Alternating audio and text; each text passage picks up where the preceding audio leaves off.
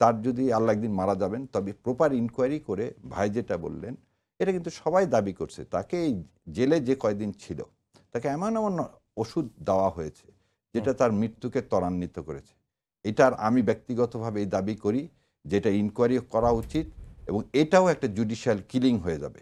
এই যে অন্যায়ভাবে মানুষকে, যে দেশকে এইভাবে লালন করত, এই যে জজ একজনের হয়তো চলে গেছেন আরেকজনের বিরুদ্ধে, এদের বিরুদ্ধে প্রসিডিং ড্র করা উচিত, যে এনারা কিভাবে এই কাজগুলো করলেন, এবং জেলখানায় যারা এর সাথে সম্পর্কিত তাদের, এবং সবশেষে যে শেখ হাসিনা খালি ফ্যাসিস্ট না, তিনি যে রাজনৈতিক, তার বাবার মতো, তার বাবা বাকশাল করে নিজেই আওয়ামী লীগকে মেরে ফেলে দিয়েছেন, অন্য দলের কথা তো বাদ দিই। হুম, ঠিক সেরকম শেখ হাসিনা যে নির্মূলের রাজনীতি শুরু করে দিলেন, যে কোনো অপোজিশন থাকবে না, ধরেন বিএনপি জামাতেরা বাদ, ভালো, সে জাতীয় পার্টিকেও দাঁড় করায় নিত, সে এরশাদ সাহেবকেও তো সবসময় ব্ল্যাকমেল করে গেছে। তার মানে একটা রাজনৈতিক এই যে মানে স্বেচ্ছাচারিতা, আমি একা, মানে আমিত্ব, এই আমিত্বই হচ্ছে দায়ী আজকে আমাদের দেশনেত্রীর অসুস্থতার জন্য। সেই জন্য শেখ হাসিনার বিচার আরও একবার হওয়া উচিত, যে এই যদি আজকে এই দেশনেত্রীর কোনো কিছু হয়।